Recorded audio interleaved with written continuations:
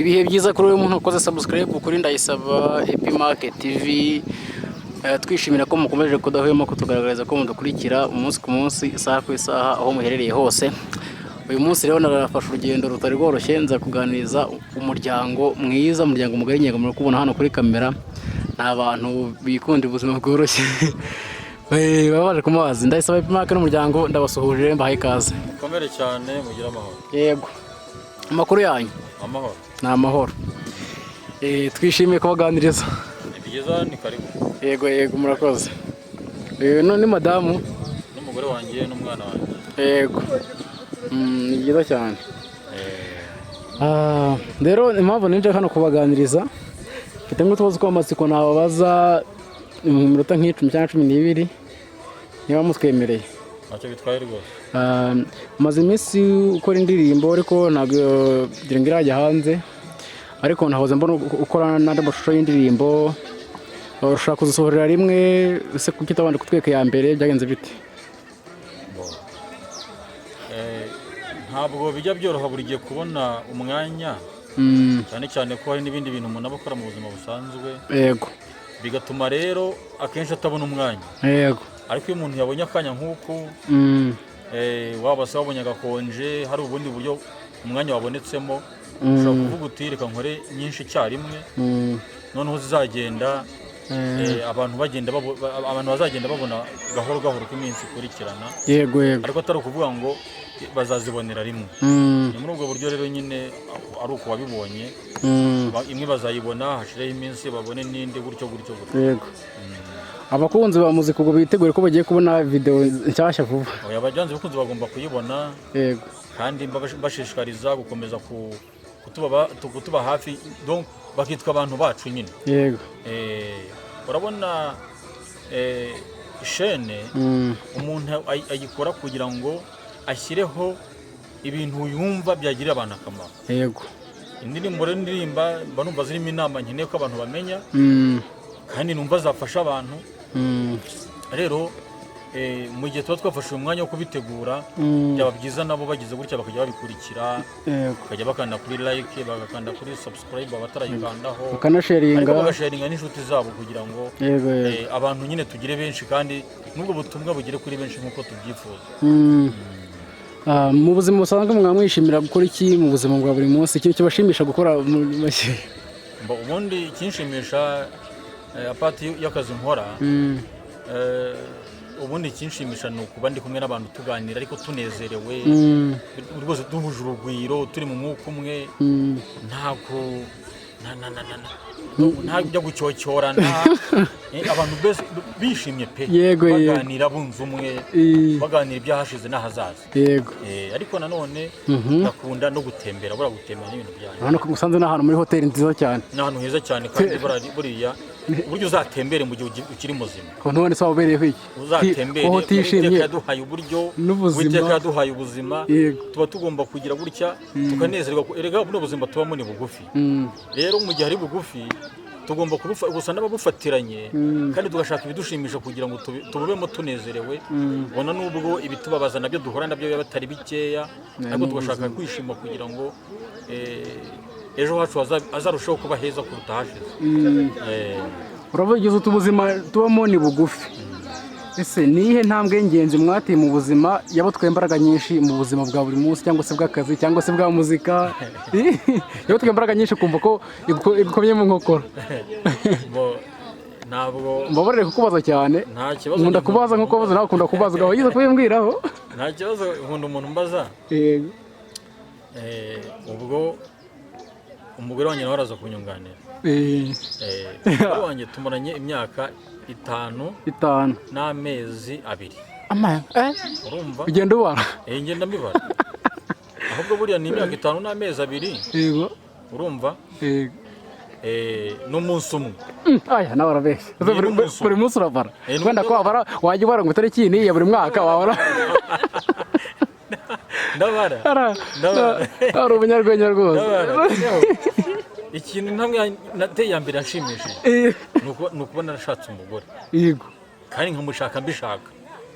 Sibyo? Epima. Aho kantu uri kumva ariko? Epima. Nkamushaka mbishaka ubishaka ntabwo uciye mu buryo wavugaga gushaka umugore ni intambwe nziza pe ariko benshi bavuga ko inagoye kandi ko nubwo bivuga byanashoboka cyane mu rugendo rwawe rw'ubushako wenda mu gutangira ubuzima bwawe bwose biravuna wubaka urugo bwa mbere iki kintu cyagukanze kurusha ibindi utasanzwe umenyereye nakubeshye rero nta kintu cyatari cyankanze wari wariteguye sibyo urumva njye nashatse nkoze yego ku buryo kuba mukuru burya hari icyo bifasha iyo umuntu ashatse ari mutoya no kuba umuntu ashatse ari mukuru burya ibyo bintu ni ibintu bibiri bitandukanye urumva njye ni umuntu ubana cyane n'abantu benshi witegereza byinshi yego nabonye byinshi nasesenguye byinshi burya njye nagiye gushaka rwose pe ibintu ikintu cyitwa urugo ari ikintu sobanukiwe neza yego nubwo experience y'umuntu igenda izamuka uko bukeye nuko bwije kandi nta n'uwavuga ngo wenda nta bintu bidushya wenda yaba yarabonye mu mishakire cyangwa se mu mibanire y'umugabo n'umugore kuko ni bya bindi nyine bita ngo ups and down n'ubundi ibyo bihoraho mu buzima busanzwe kuba warakaranya n'umugore kuba ari ukuntu mutavuga rumwe ku kantu ariko biba binakwiriye kuko ntabwo ari ngombwa ko abantu bavuga ibintu kimwe ngo babyumve kimwe buri gihe burya n'izo discussions ziba ari ngombwa kugira ngo ikintu n'iki bakijyaho impaka noneho barebe izo mpaka zirangira habonetse ikiza kuruta ikindi burya ni byiza ko burya rimwe na rimwe ibintu tutanabyumva kimwe kugira ngo izo mpaka nyine zigire hari n'ukuntu zagura ubwenge bw'abantu iyo biramutse bibaye ngombwa ko mutabyumva kimwe mwese mubasha kwihangana cyangwa se mwihanganira undi n'izi ngaruka zigira ku bashakanye oya nyine ingaruka biterwa nyine na ba nyir'ubwite nanone ariko nkatwe ushobora kuba mutavuga rumwe ku kintu wenda mukaba mwagira akantu ko kurakara ariko ntikaba kagomba no gutinda kuko cyane cyane igihe nakubwiye ko nzi neza ko bitari ngombwa ko twumva ibintu kimwe buri gihe agomba kumva ibintu kandi yavuze uko abyumva nanjye nkavuga uko byumva hari igihe nza gusanga ariwe wabyumvaga neza kuntu igitekerezo cye nkumva nicyo gifite ingufu kurusha icyanjye icyo gihe ngiye mpita mvuga nti ntuzi ko ari byo ariko ntireka tubigenze kuriya hanyuma kandi nanjye nakumva icyanjye ari sawa nkanabimwumvisha mbashije kubimwumvisha nyine akabyumva sava turendereya nyine bikaba ibyo ngibyo birumvikana iyo ntambwe rero yanshimishije kuba narashatse birumvikana wowe washatse umugore bigushimisha ubishaka nk'uko yabivuze bigana gukundira yego ariko hari nihe nama wagira urubyiruko muri rusange cyangwa se abana bashaka bakiri batoya bahura n'imbogamizi mu buzima iyi nama bajyaniye nk'umuntu mukuru ufite ubwenge washatse ukaba umaze n'igihe kinini ufite umuryango utunze wabagihe inama wenda ntabwo nararibonye bwimbitse cyane mfite mu bijyanye n'uko urumva bavuga ko ishuri ritarangira ari urushako ariko sinabura inama mbaha ishuri ritarangira ni urushako andi mashuri turiga tukayarangiza ariko ishuri ry'urushako umuntu arirangiza yapfuye yego noneho rero urubyiruko ngiye ku bwanjye iyi numva inama naba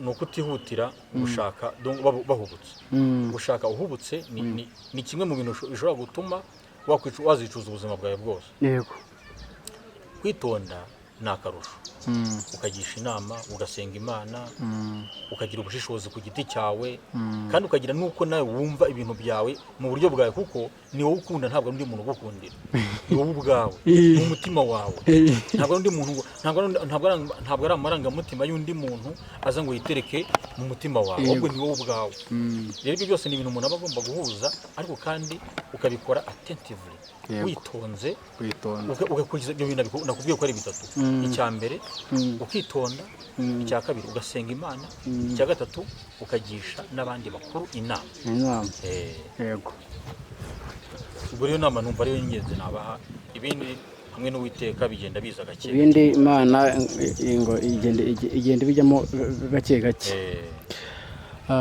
ariko ntabwo arizo ntambwe gusa nishimira wenda n'ijambo umugore wanjye warimuha ibindi bintu nawe nari ngiye nawe kumubaza kuko warafashe umwanya usa nkaho wayemo muremure nawe tumuhaye ikaze yari yashitse yatwihoreye urakoze cyane yego mwebwe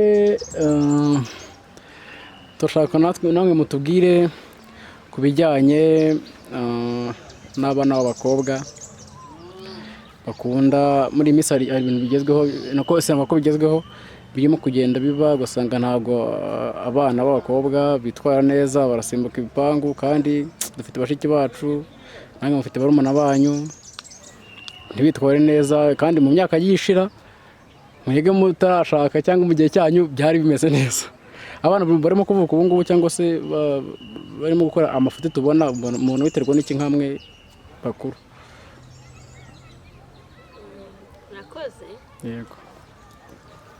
Ibintu rero by'abana sari n'abakobwa gusa n'abahungu. Yego. Ibintu by'uburara uko imyaka igenda ishira bigenda byiyongera. Gusa impamvu yabyo ni nyinshi. Ntabwo ari impamvu imwe. Bishobora kuba ikibazo cy'ababyeyi batatanze uburere, bishobora kuba ari ikibazo cy'abana badashaka kurerwa nk'uko umuco nyarwanda cyangwa se n'umuco wa gikristo bivuga, bikaba n'ingaruka z'iterambere, amasosho mediyazi. Yego. Ni ibintu byinshi bikomatanyije. Gusa icyo nabwira urubyiruko, ibishashagirana byose siko ari zahabu. Bumvira ababyeyi, kuko igihe cyose atorotse akurira igipangu bamubwiye bati wenda ugomba kujya utaha kare, kugenda wasabye uruhushya, reka kunywa inzoga, reka kugira gute, ntabwo umubyeyi aba amwanga. Abagira ngo azavemo umuntu muzima, umumama ubereye u Rwanda, umupapa ubereye u Rwanda. Ntabwo ari urwango, abana ntibumvira ababyeyi, ababyeyi barabakunda cyane. Yego, murakoze cyane. Mwaba mwizerera mu Mana? Yego. Mushaka kubaza utubazo nka dutatu? Urasenga? Yego, ndasenga. Gusa biragusekeje. Ndasenga. Ni iki cyatumye mwiyemeza inzira y'amasengesho kugira ngo mube muri ubu buzima? Kandi hari abantu badasenga kandi babayeho neza, banaturusha no kubaho neza kandi badasenga. Ibyo bibateye mwebwe? Yego. Gisubizo. Gusenga rero gishobora kuba ari ikintu cyaba cyagutse cyane. Yego. Ariko gusenga ni kimwe, ariko icyo nakwibandaho cyane ni uko nizera Imana. Yego. Rero kwizera Imana bifatanyije no gusenga twabihisemo kuko biradufasha cyane, haba mu mibanire yacu n'umuryango wacu, mu mibanire yacu n'abaturanyi, mu mibanire y'abakozi dukorana mu kazi kacu ka buri munsi. Hari yego tunga ndagukubita bikobagana sibyo? ndagukubita ndakaraga kobagana. Bino wicare hano nibwo akubona. Genda rero ndakureba, ndakwereka mu Bino wicare hano nibwo akubona sibyo? Icara hano araba ari kukureba. Yego, twikomereze ikiganiro, umwana ntacyo abana bari kwamera. Yego. Mu kazi kacu ka buri munsi, mu bantu duhura nabo uko tugenda, haba mu nzira n'ahandi hose, kwizera Imana no gusenga ni ibintu bifasha ko umuntu avuka ubundi ari mubi, afite imico mibi, ariko uko umuntu agenda ayoboka inzira ya gikristo hari uburyo ahindukamo kandi bumufasha kubana neza n'abandi muri sosiyete. Nubwo wenda nijoro tuvuga ko ririho, ariko n'ijoro ritabaho, n'ijoro ryaba ritariho, kwizera Imana bigufasha kubaho neza neza. Ni gute rero ukwizera kwanyu ko bafashije mu bihe bikomeye? Kwizera kwawe wagize ukafata Imana ibaho, yaba ijoro ritabaho, ariko Imana ndayemera. Kwizera kwawe kwagufashe mu bihe bikomeye gute? Bitandukanye n'ibihe wari usanga birimo, wenda buriya umuntu wese, ntabwo mvuze ngo bikomeye kuko wenda nzi ko biciyemo, ariko ntabwo byabura ku kiremwamuntu, bikunze kubaho cyane. Icyo byaba byagufashije mu gihe bari mu matage? Ibihe bikomeye umuntu acamo ni byinshi cyane. Ni byinshi cyane. Hari ibyo naciyemo ndi umwana mutoya, hari ibyo naciyemo ndi umunyeshuri niga, hari ibyo naciyemo nubatse. Hari ibintu byinshi ucamo ukabona ko bigukomereye rwose, ukabona ko kuba wizera Imana bigufashije. Kuko hari abantu tujya twumva ukumva ngo kanaka yiyahuye, kanaka yagize divorce, kanaka byagenze gute kubera ko atizera Imana, cyangwa ugasanga yabaye n'umusinzi, yirirwa yidroga, ukabona mu by'ukuri ibintu ari gukora nta gisubizo kirambye kirimo. Ariko kwizera Imana bigufasha kuba uhuye n'ikibazo ukaba stable, ukaba uzi ko nyine nta mvura idahita kandi ko nta kinanira Imana, ukabyakira. None se amasengesho yanyu muyavanga gute n'akazi mukora? Nta kintu bibangamira cyangwa se ngo bibangamira amasengesho, bibangamira akazi? Nta kimwe bibangamira wenda uvuye ngo nitanze ahangaha iyo nigomwe gutyo? Twebwe turi abadivantisite mu munsi wa karindwi. Yego. Imyemerere yacu itubwira ko tugomba gukora iminsi 6 kwa karindwi tukaruhuka. Iminsi yindi rero y'icyumweru tuba turi mu kazi, ku isabato tukaruhuka. Gusa ntibibujijwe ko no mu minsi y'imibyizi dusenga, turasenga mu kazi kacu, turasenga haba mu rugo, turasenga. Gusenga n'ubuzima duhoramo, ariko by'umwihariko tukaruhuka isabato. Rero ntacyo bibangamira n'akazi, ahubwo biradufasha cyane. Aho birumvikana. Yego. Kwa abantu benshi bahora ngo mu misozi ngo zakanyarira ngo mu butayu ngo bajye gusenga, usanga bakoze iminsi 2 basenze iminsi 5. Ibyo nabyo bikunze kubaho. Manenge nkubaza ko nyine bo bikora, ariko mbwiye ko usenga umunsi wa karindwi nk'uko itorero ryawe bikwemerera. Ntabwo ari umunsi wa karindwi gusa, dusenga ibihe byose. Wabimbwiye nyine. Yego. Sabato. Sabato nziza. Umunsi umunezero. Wanze ko nyikiriza. Umunsi umunezero kuri twese nyine ari ku isabato. Tugana ku musozo, ndashaka kubaza ikibazo nk'izi mbogamizi ubona ababyeyi b'abagore bahura nazo mu bijyanye no gusenga cyangwa se kwitabira amasengesho, kuko bikunze kubaho, batubwira. Ababyeyi b'abamama ni abantu bagira inshingano nyinshi cyane. Usanga afite akazi akora ka buri munsi, wenda gatunze umuryango cyangwa kunganira urugo, ugasanga afite kwita ku bana, niyo yaba umwana umwe cyangwa 2 cyangwa 3 cyangwa 4. Mu gihe umugabo we aba avuga ati mfite ndava mu kazi kunganira urugo, ubundi wenda nitegure njye gusenga. Naho umumama we aba ari bujye mu gikoni, akajya mu bana, akajya utwo tuntu twose no kuduhuza ibimbogamizi, ariko iyo afatanyije n'umutware we bigenda neza cyane. Nta kintu cyaba kidasanzwe, byose ni ibintu biba bishoboka. Yego, murakoze kandi ubwo abantu badukurikiye Ndayisaba Epimarket TV, ikiganiro kibafashe. Abajyaga bibaza ibibazo bimwe n'imwe kuri ibyo namubajije murabisobanukiwe, kandi nayo ndizera ko ari ukuri. Tugaruka umusozo mu munota wa nyuma, Epimarket niba wagira bavuga kivuge, na madame niba kivuga kivuge, dusoze. Niba ikintu bavuga mu munota wa nyuma dusigaje hano, wagira kivuga tugasezera. Icyo navuga, yego, no gushima Uwiteka ku ntambwe yaduteje zose, kugeza bari nyinshi. Hari bigaragara niba bitagaragara.